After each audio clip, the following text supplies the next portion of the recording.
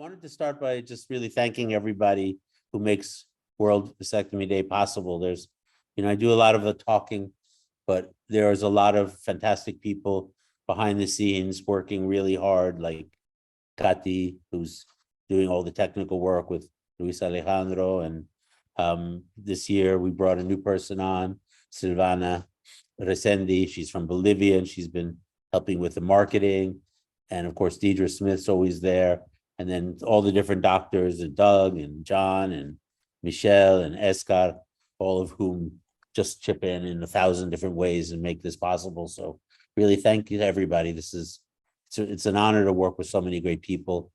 And it's why I keep doing this. It's because of you guys that I keep moving at this. And I love the work we're doing. I just think it's exciting and I think it makes a big difference.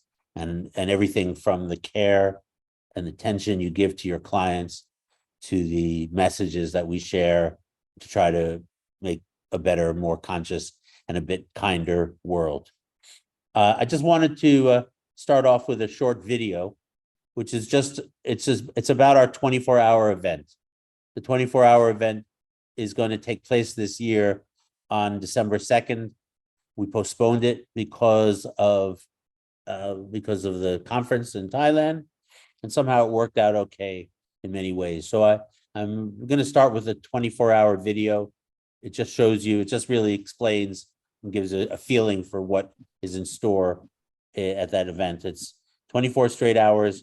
We communicate with 24 countries and listen to doctors and people sharing their stories around the world. So Katy, if you could put the first video on.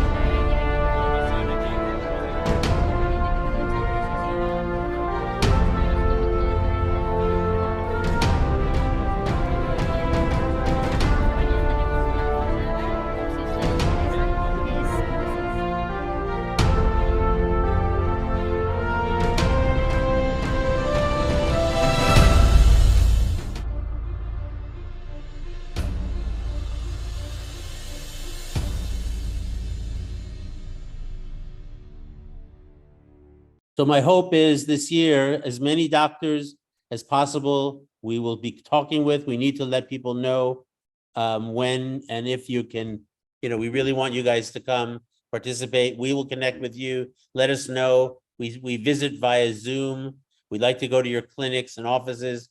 So please, let's stay in touch with us. We're going to be reaching out to you for that. I just wanted to begin today. We're just going to be talking a little bit about the ways that we're able to build our practice and create, how do we build demand? And I'm just going to use some examples today. There's lots of people doing a lot of interesting things. And I just wanted to, but before I wanted to start with a little bit of context from Dominic Shattuck, professor now at Georgetown University. And he was busy, he's at the conference, but he pre-recorded a 9-minute presentation about a little bit of the context of the program of vasectomies that have been going on historically. So if you could put that on, Katy, please. Hi, my name is Dominic Shattuck. I'm a researcher at Johns Hopkins Bloomberg School of Public Health. It's my pleasure to be here with you today. Vasectomy is a topic that I've worked on in multiple countries around the world. It's exciting, once again, to be part of World Vasectomy Day. My brief presentation is going to touch upon factors that facilitate vasectomy uptake. And at the end, I'll provide a few suggestions about what I think are needed to make vasectomy more common around the world. Much of what I'll present today is from research that I conducted with colleagues. In this review of vasectomy programming, we pulled peer-reviewed articles, white papers, and program reports to better understand what had been done to increase vasectomy uptake in different projects. Integrating vasectomy into a health system requires us to look beyond the training elements and take a more holistic approach to vasectomy as an intervention. As a result, we use the SEED framework for categorizing the various enablers and barriers to vasectomy integration. The SEED framework focuses on three separate but related aspects of the health systems. First, it looks at how availability and quality of services impacts their use. Second, it considers factors that support an enabling environment for service uptake. And last but not least, demand for services is considered. We often think of availability and training providers in the same breath. Ensuring that skilled providers are available is important. The image on the right of this slide is the Breakthrough Action Provider Ecosystem. This is a tool that provides examples of interventions specifically targeting service delivery personnel across a wide range of health topics. I included it here because many of those examples are relevant to vasectomy. All providers come to appointments with their own world of experience. Some providers may have less expertise in somewhat obscure family planning methods like vasectomy. Increasing their knowledge and working with them to see benefits of the procedure improve their attitudes about counseling, delivering, or even referring a client for vasectomy services. One thing that we've learned is that men are less likely to seek healthcare than women. In some of the settings where I work, providers only see a handful of men in a given week. As a result, clinic staff may be underprepared to receive male clients. Working with them to have the right questions to ask or to find ways to make men more comfortable in the health center can have positive influence on men's uptake and adherence to services.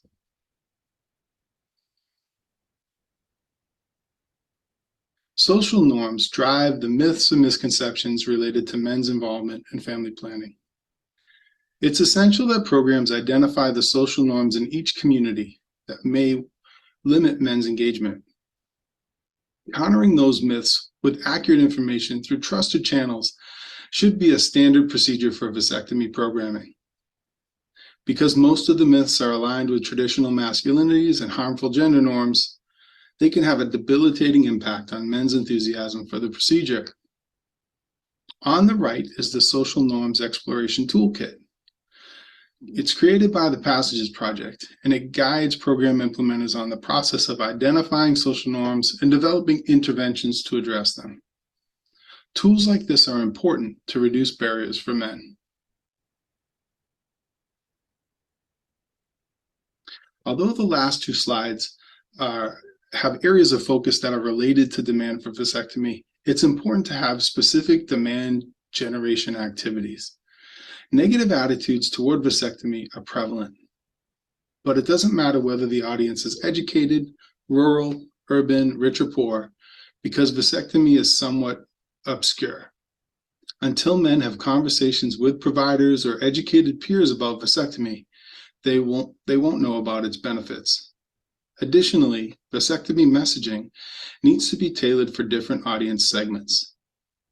We know that the average vasectomy client is over 30, has kids, and very often his wife is having complications with hormonal contraception.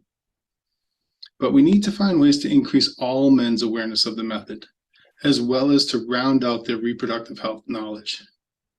Even though, yes, vasectomy is the focus of this event, we can't miss opportunities to educate men about reproductive health in general. So recently I've had some shifts in the work that I do, and we've started to integrate social media a little bit more. One aspect of our work allows us to search different terms across social media platforms. In preparation for this talk, I entered the word vasectomy into a search engine and established a time frame to pull examples of what was posted online. The starting date was June 24th. I picked this date because it was the same day that the US Supreme Court handed down the Dobbs ruling against abortion rights. I searched the term vasectomy because I was curious to see how the court decision would alter the conversation online. You can see here that on my bullets that over the course of the 5 months time frame that I selected, vasectomy was mentioned more than 670,000 times, reaching more than 2.25 billion people. The wheel at the top of this graphic displays different words that were also used in those posts. You can see that even here, misinformation abounds, as mandatory vasectomy was something that was identified as a topic. In the first month after the verdict, vasectomy was mentioned more than 284,000 times. By October, the number of mentions was reduced to less than 23,000 times. I'm using this example to suggest that an opportunity was missed. This is further exemplified in the purple and blue sentiment graphic below. You can see that the software categorized more than 3/4 of those analyzed posts as having a negative sentiment when mentioning vasectomy.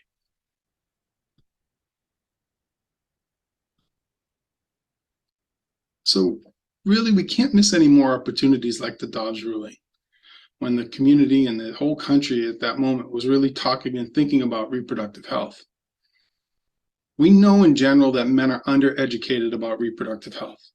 Studies have identified that more than 2/3 of sexually active heterosexual men in the US need family planning. And when we look at the proportion of male versus female sterilization, it's not even close. Reproductive health education needs to start early. Of course, this doesn't mean that we hand condoms to 5-year-olds, but instead we need to utilize the various age-appropriate curricula that are available to teach young people about their bodies, about relationships, and what it means to be responsible for your overall health. If done correctly, these activities will both promote fairness and equity and develop empathy among students. Word of mouth can be effective, and we've seen that word of mouth is often a means by which misinformation is shared. But it can't be the only way to disseminate information about health interventions. My previous slide gave an example of a missed opportunity. Organizations like the American Medical Association or the American Urological Association could have intervened through media channels, campaigns, and own the moment on social media by sharing accurate information about vasectomy as a method and reproductive health in general. Concerted efforts to promote health interventions need to happen, and vasectomy is a health intervention. Events like World Vasectomy Day are a great start, but we still need to do so much more. Thank you so much for listening to me today and tuning in, and I hope that you all have a great World Vasectomy Day and that the successes of Jonathan and all the colleagues' efforts are well paid off, and we move toward better education around World Vasectomy Day and vasectomy in general. Thank you. Great. Well, thank you, Dominic, not with us in body, but in spirit and in wisdom. As always, Dominic's been a big part of World Vasectomy Day from the beginning. And I wanted to also take this moment to acknowledge Yia Cuberos, who's been taking care of so much of the logistics of World Vasectomy Day. But let's just move right on. Doug, it's your turn. I'm going to pass it to you. Thank you, Jonathan. May I share my screen? There we go. Let me go back. Okay, well, thank you, Jonathan. Just by way of background, I was a general urologist from '83 until 2000. And at that time, I remember that you would promote your practice by making your entry in the phone book bold.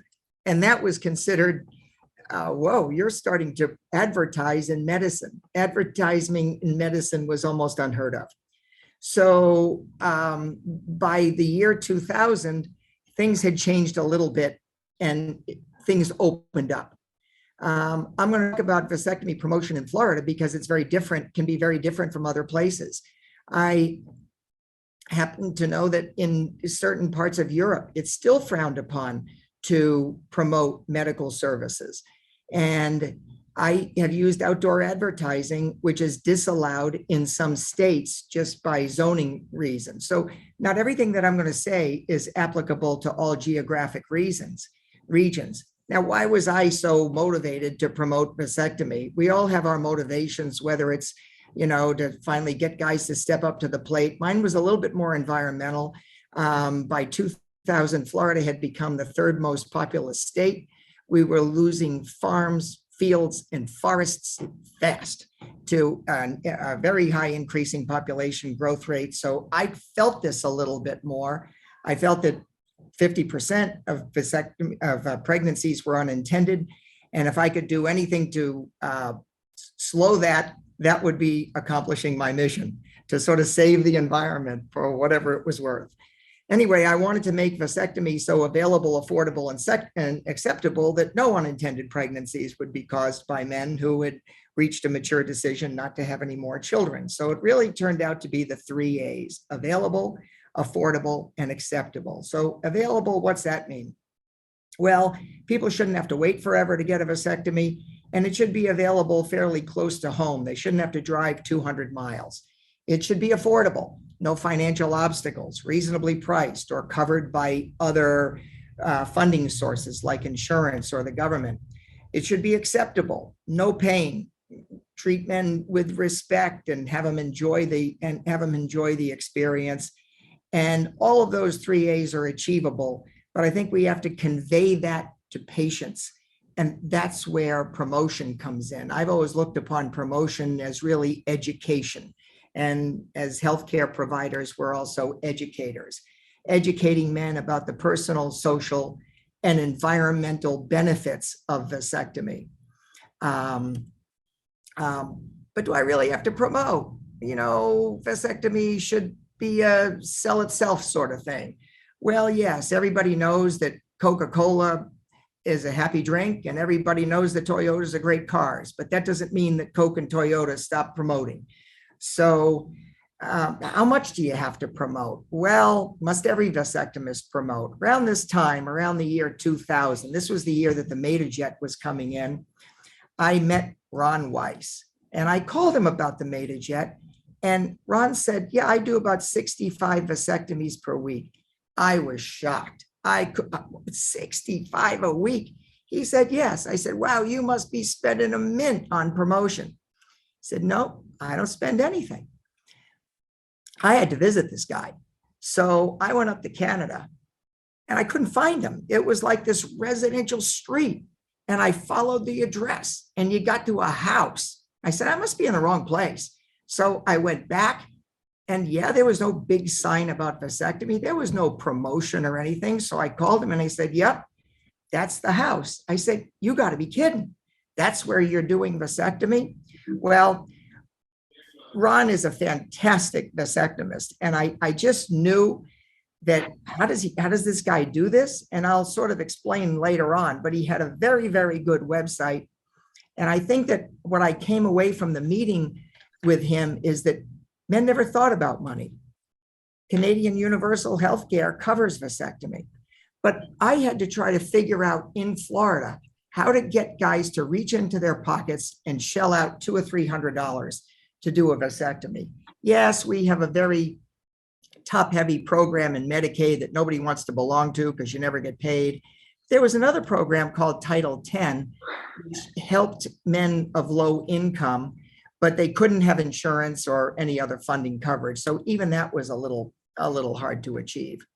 So I said, how am I going to promote this? Well, I've sort of divided promotion into 3 levels: upfront promotion, during the procedure promotion, and after the procedure promotion. Now we can sort of subdivide up front into the guys who haven't thought much about vasectomy, and to those guys who've decided on a vasectomy and now they're just honing in, who am I going to have to do this? And my associate, John, who's sitting beside me, is going to talk about that, attracting the guy who already knows he wants a vasectomy, but how to get him into your practice. But I've always been a little bit more focused on educating men about vasectomy and increasing awareness.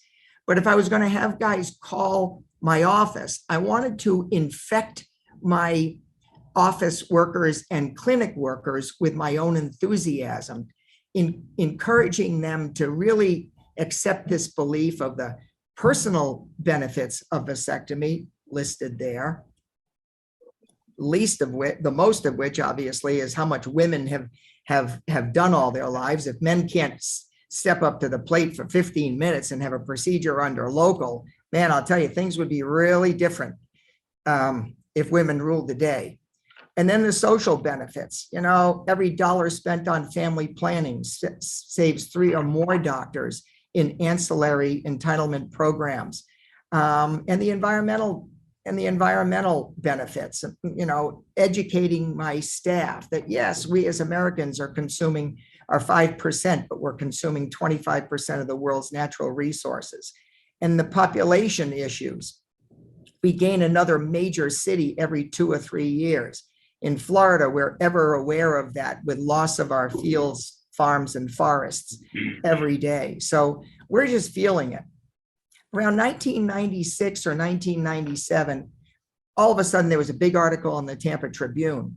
And Gender Health had chosen the Pinellas County Health Department as a model county for promoting vasectomy in Florida. In fact, their campaign was to put beer coasters into bars. Well, a reporter for the St. Pete or the St. Pete Times, I guess it was, walked into one of these bars and said, wow, this is a great story. Pinellas County had already set up phone lines, a dedicated phone line, a full-time person.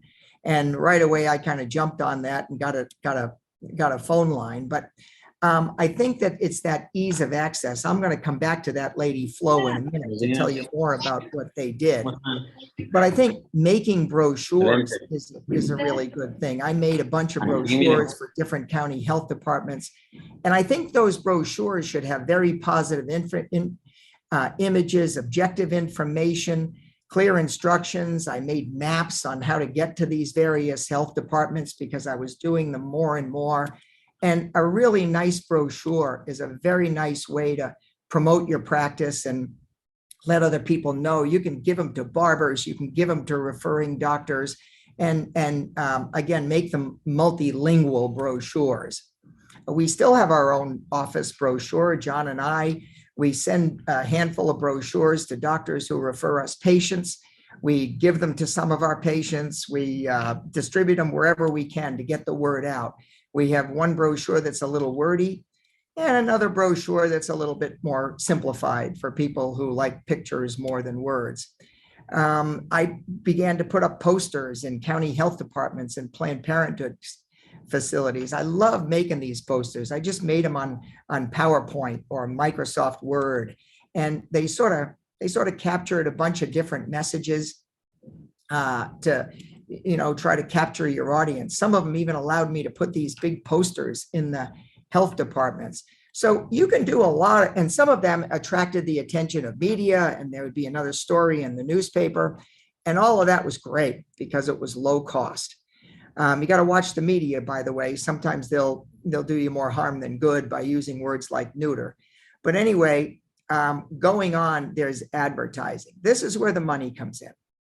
And print media was more important in those days. So I had a ball making these little ads that sort of I felt would resonate through lots of different people. And it was just fun, whether you're the insurance man type who's working 9 to 5 or whether you're the kind of the laid back sort of guy. These were really fun ads to make. Sometimes I'd get a little help with graphics and put these in newspapers. I also tried radio and TV, but I thought that all of this stuff was fairly limited and a little bit transient. So I got a little bit more into outdoor advertising, which again, you can't do in some areas, but Florida is pretty wide open to it. And not that I like billboards, but somebody's going to be on them, and it might as well be a message about vasectomy rather than a message about Rolex watches. So at first they were a little bit busy and you couldn't see them very well from a distance. But we sort of gravitated to the same graphics we use now. And I think that's what attracted, I think Jonathan got such a big kick out of this, that when he decided to make the documentary, it was partially my use of outdoor advertising that went into the documentary, and the documentary sort of led to World Vasectomy Day. And I guess that's kind of why we're here, because I put up billboards. Anyway, I had billboards all over the state. I mean, my father always said, you can't make money if you don't spend money. So I would put them on interstates, here on I-75, here they're on I-4. This one's on I-95. You know, it's like a movie theater, best billboard we've ever had. If you don't turn to the left, you'll drive right into the billboard. This one's on I-95 down in Miami. At night, it comes out. So it increased awareness. Everybody is on the interstates. And that is really how I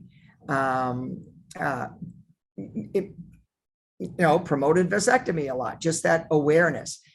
This one, the Pinellas County Health Department, as I said, was so enthusiastic that I would even buy billboards for county health departments. This wasn't even my number. That's the county health department number. But when they get shifted back to the website, and our website was not too much different then, but anybody could click any of those locations and it would bring you to pictures and maps of the location. And a patient visiting would say, I know that building.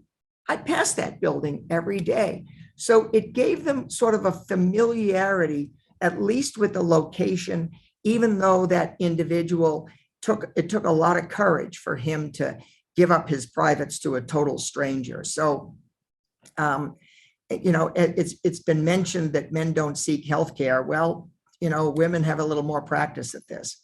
So that's the upfront promotion that has worked best for me. And I'm sure that others have other ideas about what's worked best for them. But the second phase is during the procedure promotion. A really friendly, relaxing, and respectful staff makes it fun for guys to come to the office. And they might have to wait a little bit. Give them something to do. This is one of my promotion heroes, Charles Monteith, who I think is going to speak in a few minutes. Well, he has each patient put a pin at their address. And patients just love doing this. He's got this whole, maybe he comes in at night and he throws in a few extra pins himself. But anyway, it's really impressive. And his patients feel like they're one of the Charles Monteith vasectomy flock to look at that. It almost even looks like a flock, one of these nighttime pictures of birds flying. But I thought that was a great idea. We all know the other stuff, making sure that the room is warm and making them not feel too naked or anything. I've always liked the MetaJet as a promotional tool. I think there are guys who hate needles. I don't think the MetaJet, some have criticized it as a marketing tool, but thanks to Chick Wilson, we have the MetaJet. And, Chick introduced it to vasectomy, and a couple of Michelle and Ron Weiss and Neil Pollack did a lot to promote the use of the MetaJet. So I really like it. I mean, people don't want to get a bargain. They don't want something that's too technical. And they certainly don't want the nurse to be too involved in the procedure. Do it yourself. Anyway, next is after procedure promotion. Everybody likes a little prize at the end. We give them a goodie bag. We used to have some goodie bags that were kind of customized to us, throw in a couple of brochures, any giveaways. I just think that everybody likes a lollipop. Everybody likes to be told you did something good.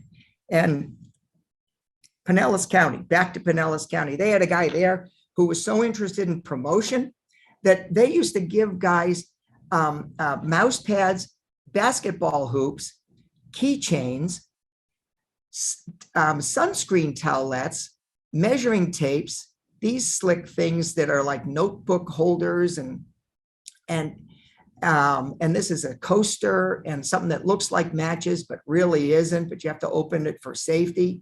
And they would put these things into a big bowl, and the guys would be told you can have one. And these guys were like kids on Halloween trying to figure out if they wanted a Snickers bar or the M&Ms. They just loved this stuff. And they told their friends, and their friends kept coming back to the Pinellas County Health Department. There was a time we even gave out shirts. So it's just fun I think promoting vasectomy is more fun than doing vasectomies. Naturally, and even the next day, you get such positive feedback. Patients love a call from the doctor. So, that's pretty much for John and me, calling patients the next day. And I've spent lots and lots of Saturday and Sunday mornings calling patients rather than doing chores around the house like my wife wanted me to. I think you need to make post-vasectomy semen analysis as easy as you can. If your patients are running into roadblocks, we happen to use mailers, and that works well. I know that not everybody does, and that's a subject for a different conversation. Certainly thank your referral sources. So we send them, I always try to send them a letter with a half a dozen brochures in it, so they'll keep them coming. So again, I like to divide promotion into those 3 levels. And going back to the topic of Ron was such a good vasectomist and did such a good job during the procedure and after the procedure that he never really had to do any upfront promotion. We have a little bit of a disadvantage in the States because we don't have a single payer system, and some guys haven't met their deductible, the whole thing. So you're asking guys to shell out some bucks. So we have to do a little bit more promoting. But my objective has always been the guy who hasn't thought much about no scalpel vasectomy. Next, John is going to talk about the guy who's decided, and now he's just seeking a provider. Thanks for listening. Thank you, Doug. Thank you, Doug. Thank you, Doug. And let's catch up, moving along and trying to catch up. Always nice to have you, Doug. Doug was the motivation behind World Vasectomy Day. And it's true that I got a phone call. I was making a film about my own vasectomy, and I got a phone call from somebody saying, forget about me. It was Harry Fish in New York. He said, if you want to make a film about vasectomies, you got to go make a film with Doug Stein. He puts up billboards. It's true. As soon as he told me that, I went down to Florida to meet the guy. And yeah, he was, and when I met him after the first day, I said to the camera person, I said, turn the camera around. Let's film this guy. He's a much funnier character than me. And so that's how this whole thing started. But I'll put John on right now because he's going to take us to the next stage. John? Terrific. How's the audio? Excellent. Terrific. So, and can you make sure I'm enabled for share screen? Okay. Jonathan, can you see my screen registering your practice? Yes.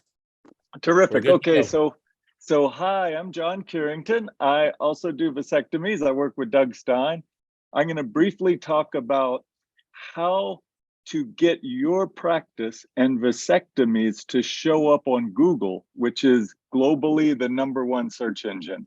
We do a lot of training, and of the doctors who come to our office, we ask them about how they promote vasectomy, and probably 95 to 98% of them don't know how to make your practice and vasectomies show up on Google. So we'll talk about that. So how do patients know that you, young doctor, are doing vasectomies? So let's say you're all trained up. Then you've got the skills, you have the equipment. So now you're doing terrific vasectomies. So how do patients find you? Google. Why Google? It's the most widely used search engine. If you look at your screen, you'll see in India, huge numbers. It's 94% of all searches done in India are done on Google. It's 86% of all searches on the internet in Spain.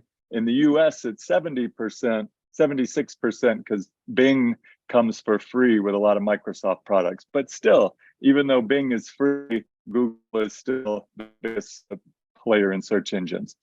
Russia and China globally are the only 2 exceptions, countries that don't have Google as their #1 search engine. And that's just because of internal laws. Russia favors Yandex and China favors Baidu. So your goal when you're doing vasectomies in your office is when people search for vasectomy, you want to make it easy to find someone who does vasectomies, namely you. So you want to have the search words vasectomy and vasectomy near me come to you when people search for those search terms. So how do you do this?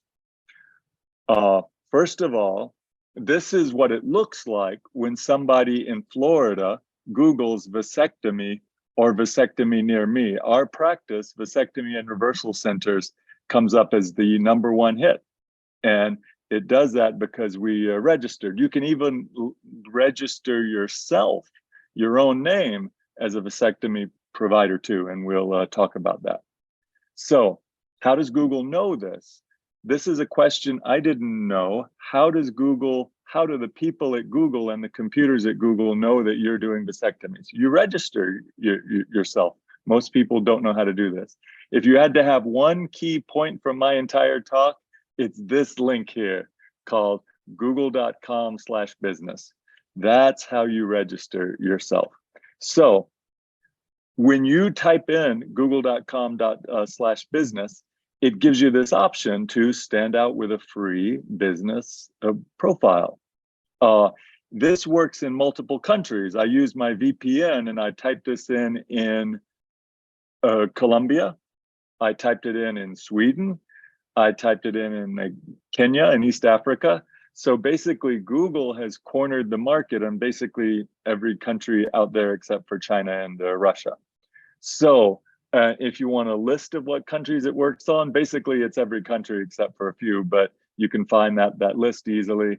It starts with the A's and just keeps going and going and going and going. Pretty much every country uses Google as its #1 search engine. So how do you register? Go to google.com/business. How much does it cost? Nothing, which is the cool part. So when you type google.com/business, you'll get the screen. Look to your left and low, there's a button that says manage now. You hit that button and it's going to ask you a bunch of questions. You enter in your address, you enter in who you are, and very importantly, you enter in keywords. So when they type in vasectomy or vasectomy near me, you come up or your practice comes up. And this is what it looks like. When they search, they get even a little Google map that shows where you are. And then if you guys look to the look a little bit down and right, you'll see the little blue circles where they can tap your website, they can get directions to your office, etc. So, and it's very nice to have you show up on the map and your practice show up on the map so people can find you. During the registration process, you answer a series of questions. You get the keywords. You can use birth control, you can use vasectomy, definitely use vasectomy near me. They ask you for your address, your opening hours, you can post photos of your practice, information about your practice, reviews, etc. So super important to go register yourself. So summary, google.com/business helps patients find what you are or what you do and where you are. So this will start your search engine optimization journey. And Deidre Smith will talk about a World Vasectomy Day directory that'll take you even further, get you more hits so patients can find you. And that's it.